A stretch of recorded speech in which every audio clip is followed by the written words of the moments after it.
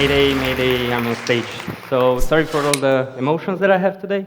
I want you to welcome to the first panel for today. Uh, Basically, I want to introduce you today a bit in the mindset of local entrepreneurship and to get you into this like local world of entrepreneurials. But before that, I just want to, even if Philip already introduced me, I just want to talk a bit about what I did. I started a company, a service-based company, a few years ago. And since then, I noticed like a shift from service-based companies, from Cluj, to product companies, which is something that I also did. But along the way, I noticed that there were several problems in the local ecosystem, and one of it was the lack of mentorship. Basically, what helped me and drove me during this path was only learning by experience. And nowadays, we can see like a lot of conferences, we can see like a lot of hackathons, we can see accelerators, we can see a lot of hubs that are helping entrepreneurs to actually be boosted in their career. Now, today, I want to introduce like a few of the most, let's say, successful local entrepreneurs with their businesses. And I want to introduce Flaviu from iMedicare. Flaviu, which is also a very old friend of mine.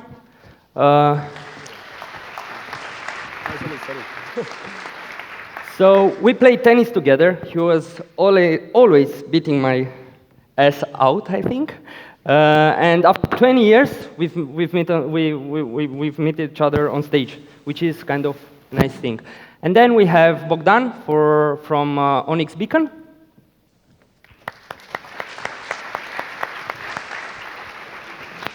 We have Florin from Traderion.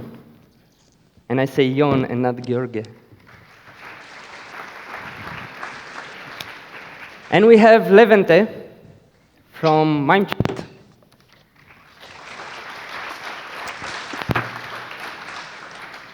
So I want to welcome all of you.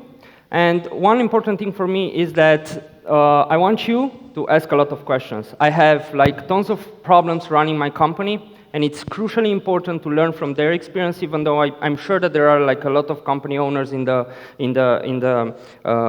room today.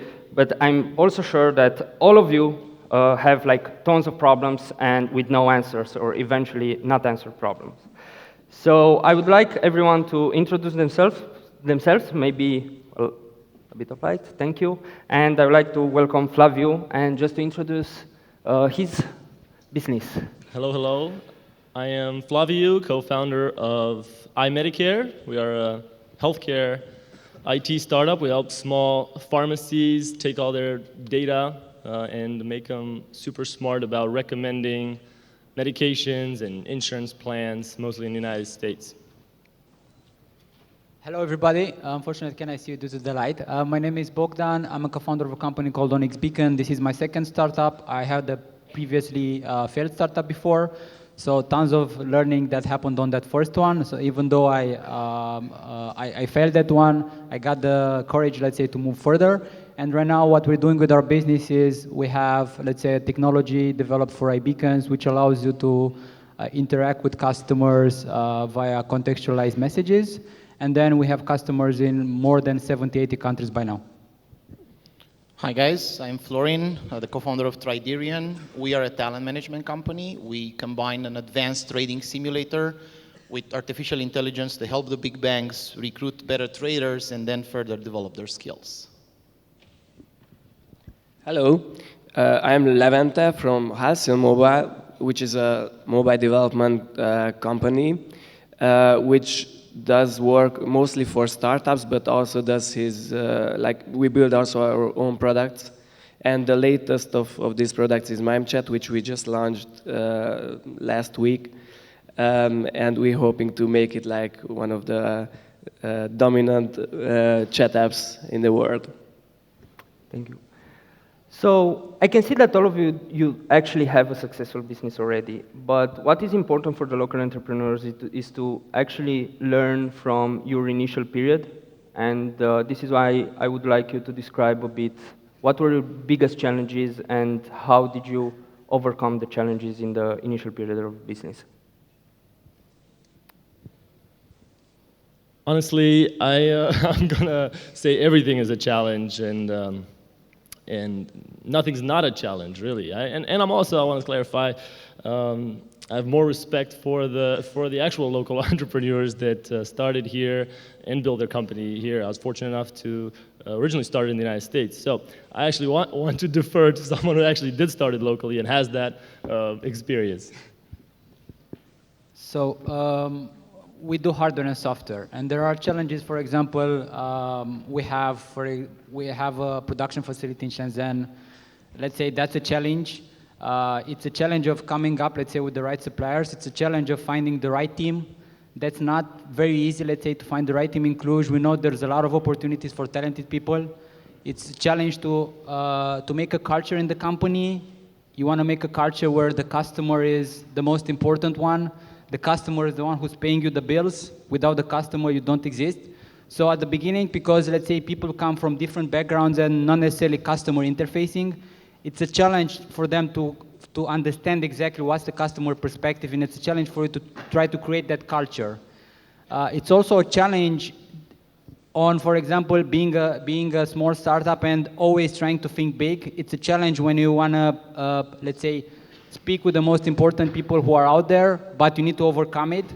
I'm actually really proud that in the last couple of days, my co-founder, who's actually right now at the WWDC, has been having some great talks with people like Tim Cook, for example, the CEO of Apple, and Andy Bechtolstallen, the co-founder of Sun Microsystems and first founder in Google Ventures. So it's important, I think, for us, even though we're a Cluj startup, for us it's important to kind of think globally. We're going to the most important events. We're going to places where people can notice us. We're going to places where we have our technology showcased. And it's not an easy thing, but we love to do it. We're excited about this. And we're trying, as the time passes, we're trying to be better and better every day. Okay, I guess this is my turn. So the first period, I call it the 1,000 mistakes period. So you make at least 1,000 mistakes. I know we have in our company. Everything has a potential for a mistake, you know, starting from, I don't know, hiring the wrong people and learning how to deal with that and learning how to fire the people and finding replacements, and that's a challenge. Everybody's saying that we have great tech talent in Romania. We do, but, well, not very many of them, not anymore. I can speak for myself and Flaviu. By the way, we're here to recruit software developers. You know, he traveled here not just because he loves Cluj, he does, but also because he's just a small addition, please don't try to destroy to ruin my business. So okay, we won't. So the idea is that it is very, very difficult. I would say that the most important things are dream big. I mean, whether you dream small or you dream big, you spend the same amount of time at it, right? So you might as well dream big. Believe it or not, it's going to cost you the same amount of money, well, that's my opinion at least, to build a global company as, I don't know, to build a company that will be successful in Romania and Bulgaria. So, I don't know, start with a global company in mind right from the beginning. And then, on top of all that, it's important to listen. I would say that one problem that we have, probably not as much here in Cluj, but in the south, you know, we have this problem. We do not listen. We're not very good at listening. So learning how to listen to your customers first and then to your team, to your co-founder, that's really, really important. And I will end by saying, you cannot build a company on your own, so you have a co-founder. You must have at least a co-founder. It's very, very important that you complement each other. So the things that you're good at, he's not so good at, and the other way around. That's very, very important. And I was fortunate enough to have a co-founder. His name is also Florin, by the way. We joke about it, and we say that in our company, you have to, I don't know, be named Florin to get a job. It's a joke, but at some level, it's true. So we're really, really good friends, and I know the things that I'm not good at. I'm not that good at numbers, even though I spent like my entire life studying numbers and whatever, doing like complicated math algorithms. But I'm not good at numbers, not as good as he is. And I'm like, I speak a lot, I can arrest this microphone, from now until the end of the day, and I will not get bored, I will not get tired. Actually, I made this promise to Marius, I will arrest the microphone. They have muted all the other microphones. I'm the only one speaking right now. So yeah, that's the challenge. But I don't know if this is your case or not. Just keep going, I'll end by saying this. It doesn't matter how many mistakes you'll make them fast. Learn from it. Spend, 5 minutes at the end of each day talking to your co-founder and, saying, what have we done today that, well, we shouldn't do tomorrow, or we should keep doing tomorrow. That's also important. And celebrate that. Party hard. Maybe not necessarily each and every night, but every other night helps. You convinced me. I want to work with you. Thank you, Marius. You have to change your name to Florin, by the way, so, just so you know. Okay, so I think there are lots of challenges, and the main thing would be to keep on trying. And I think like the biggest challenge is to learn how to build products, like to have a really good product focus on So for the companies inclusion, I think that's the main challenge, because the whole IT industry is specialized on usually outsourcing and services, and there are few people who you can take as a role model locally, who you can talk to and bounce ideas off in this space. And I think this is now the stage where the first real products will be built in Cluj, and hopefully in like 5 or 10 years we'll have people with experience in building global products, and that will fuel and help a lot the young entrepreneurs that will come after us, because I think the key thing in building a global company is building a great product. At least that's our view. And as you said, it's like building a great product for a small market or building a great product for a big market. It isn't that different, really. So you really have to put in lots of thinking, and you have to simplify things down to their essence. And this is like a really hard process to do. And so I'd say this is like the main challenge that we are facing right now as an industry, and we also like faced in our early days, and still facing. So we're not like the huge experts yet in products, but this is the main thing that we'll have to do and develop somehow locally, so that there are more people, not just on the technical side, but more on design, UX design, product, and actually I'd say product managers, where you combine marketing with technical skills, with design, and bring out something unique. And I think this is like the main challenge for local entrepreneurs and local startups. I think both Bogdan and Florin and Florin talked about thinking small versus thinking big, and it's true that thinking big is like a goal that any entrepreneur should have. But Flaviu, for example, you have started your business in US, and Bogdan, for example, started his business here.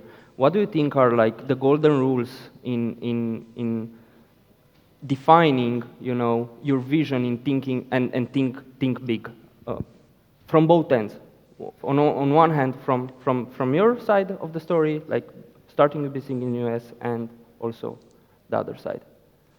Yeah, so I think there's really only one golden rule, so it'd be easy to remember. It's just work hard, like really hard. Keep banging your head against the wall until the wall breaks, and that's the only golden rule. If you look here, Levente got featured in Recode, you know. How many of you have done that, you know? Florin's closed one of the biggest banks in the US as investor and customers. Bogdan's got customers in, you know, all over the world. How do you think that happened? You think it happened by mistake, you know? You think they were working part-time, you know, just kind of a couple hours a day, you know? It's a tremendous amount of work, and it's just pure hustle, you know, just every single moment of every single day. You know, it's not really work also. That's a bad word because it assumes there's, you know, something else that you're separating, like, let's say, life, and I think the two become the same, you know. It's something you enjoy doing.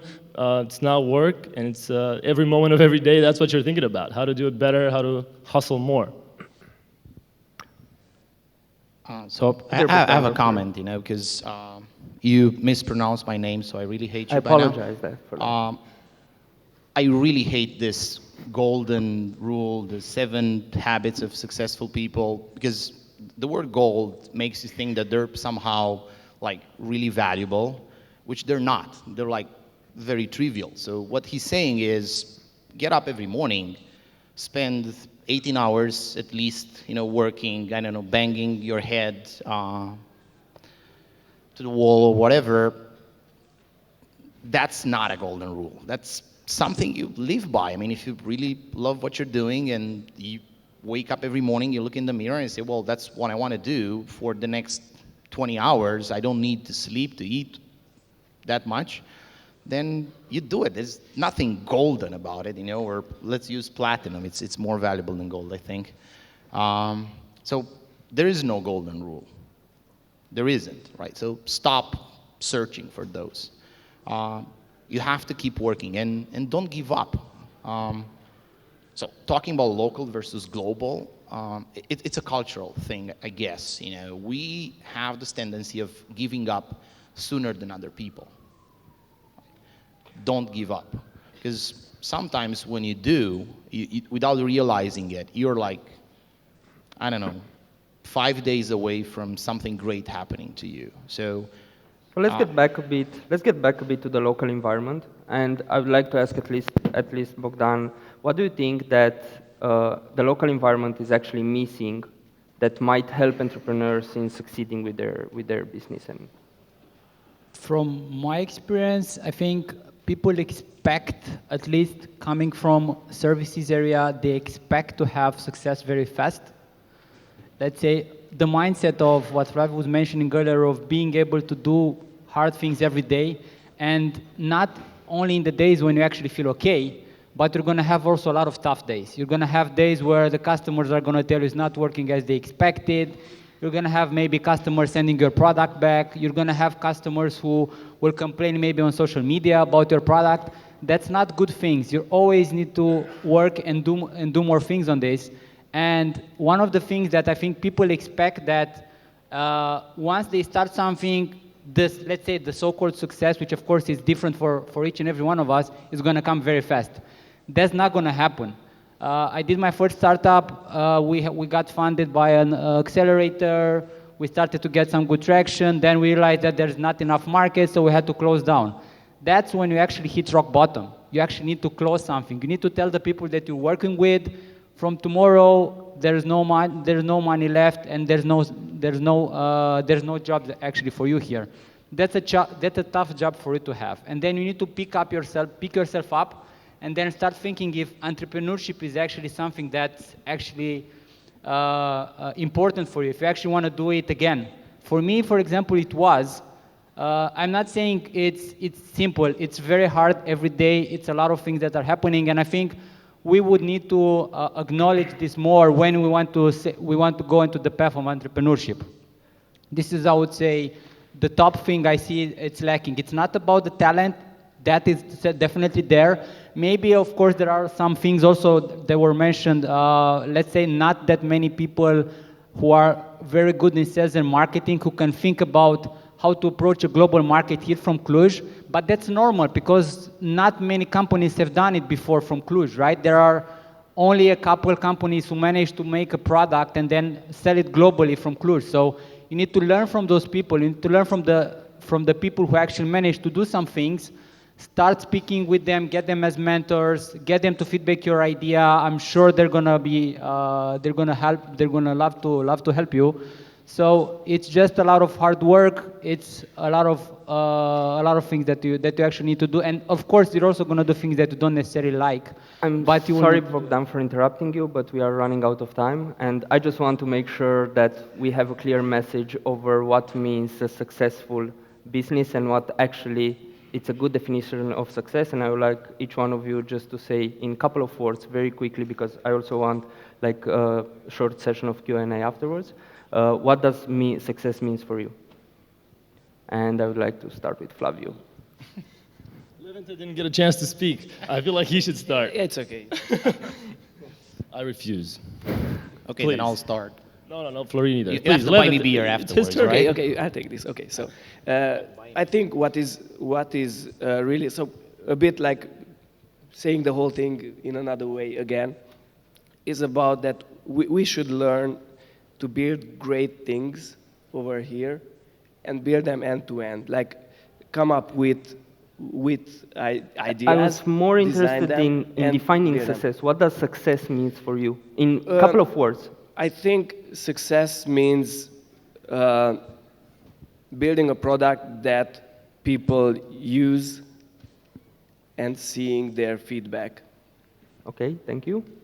Florin? I'm next. Okay, so to me, success is very simple. When I wake up in the morning and I look in the mirror, if I like what I'm seeing and if I like what lies like before me that day, then I think of myself as a successful person. You know, I'm happy with myself. So that's success to me. I think in the startup world, there's a lot of hype about getting funded, who has the biggest round, who raised the biggest amount of money.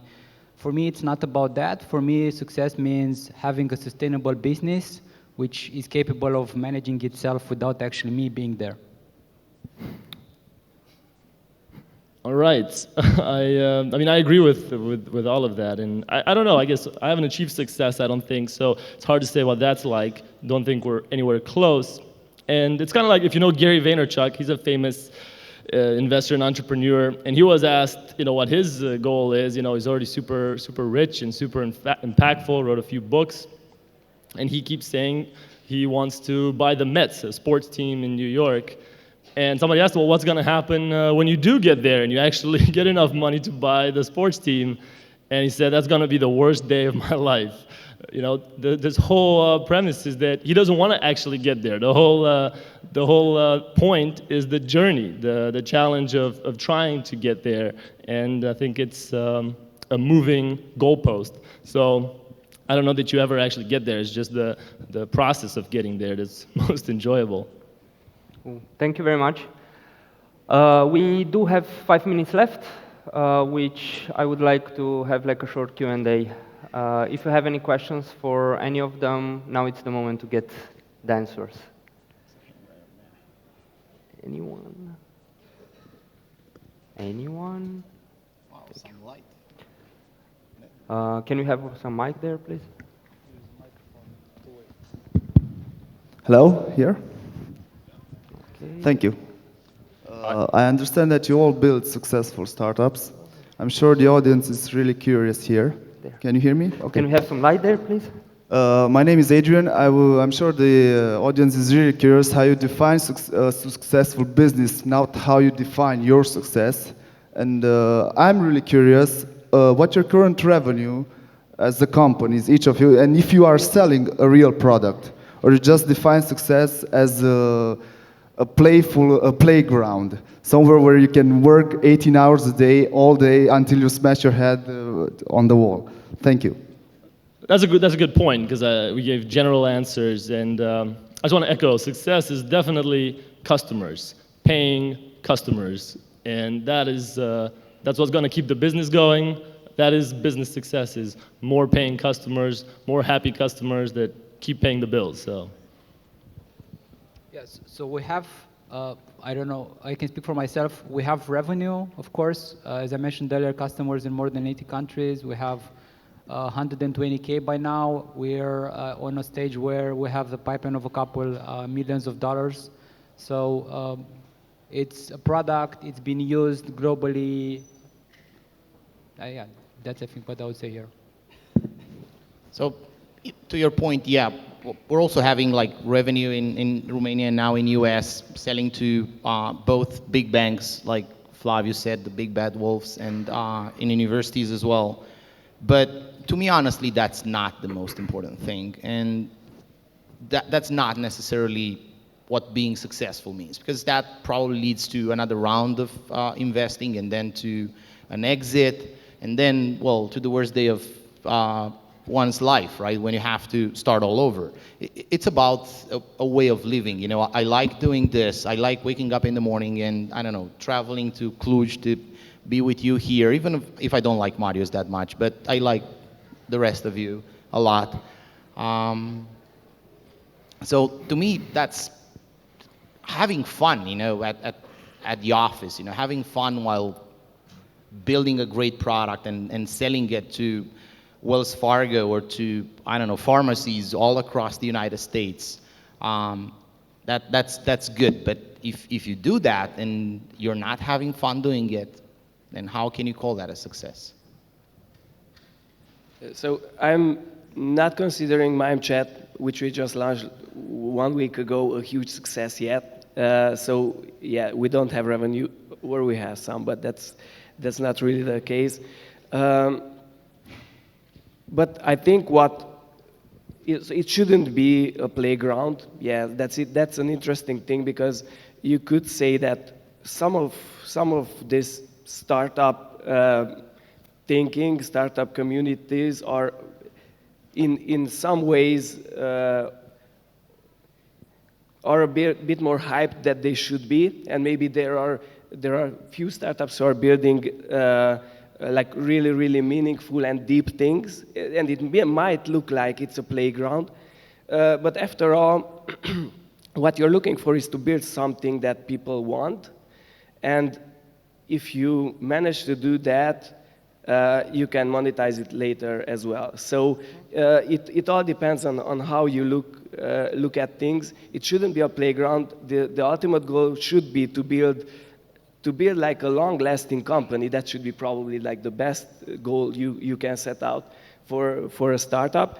But yes, there are stages to get there. We have another question here. We still have like 1 minute. It should be like a targeted question to one of the persons, if possible. Hello, I'm Radu. I have a question, but just for half of the guests on stage. Some of you have both hardware and software products. What are the implications of having a hardware product?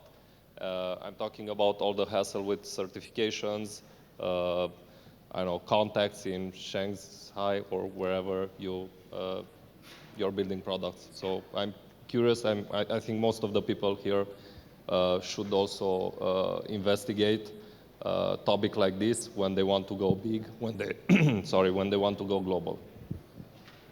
Yeah, so there are challenges. There are so many certifications that you need to be aware of. There's FCC in the States. There's a couple of certifications in Europe. There's certification for Korea, for Japan, for Canada. All of them have certifications.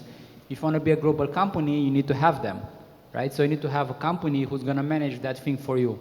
That's not easy. It's a lot of interaction that you need to do. Also, the production facility. You're going to have most likely, let's say, a hardware designer here who's going to help you with prototyping this. And then you're going to have to go with that to the facility in that specific country where you're trying to actually build the product. And there you should also have somebody who can actually certify your product so that you know you can actually sell it in each of the markets where you actually want to operate. So it's not the simplest thing to do. Yeah, that's a kind of a supplier management thing that you need to do, and you're going to have a lot of trial and error. For example, right now we're actually switching because we increased the capacity. Right now we're getting bigger orders from our customers. The market is at the stage where, let's say, we're seeing increased demand. And because of that, right now we're actually switching to another facility who has bigger capacity. And that, of course, comes with these challenges. And also on the certification side, it's pretty much the same thing. So it's, again, barrier is also a problem linguistic, because in China they don't necessarily speak English that well. So we are lucky to have there somebody on the floor who we've known, let's say, for some period of time, and who is something like the interface. So it's very good if you have somebody there who can actually help you. You don't want to go back and forth in China whenever they build a product which is not okay, and you need to go there every 2 weeks so that you actually make sure that it's working properly. Thank you. So, thank you very much for your answer and questions. Unfortunately, we are over time and we need to close this panel. So thank you very much for being here. Thank you very much, Philip, for inviting from my us. side. So if you have a little bit of time, I would ask you to go in the hall that you can take a couple of targeted direct questions. So what you're all doing is like paving the ecosystem for Cluj entrepreneurs. So for everybody coming after you, it'll be much easier than for you. So what my personal ask to all of you is like to help also support young entrepreneurs in here. So if they're having questions after that, I would really appreciate if you can help them. So is this something that we all can commit on? Yeah, everybody is nodding because it's embarrassing not to do that on stage when you're put on the spot. So thank you very much, guys. Thank you, Philip. Very much appreciated, guys. Thank you. Thank you.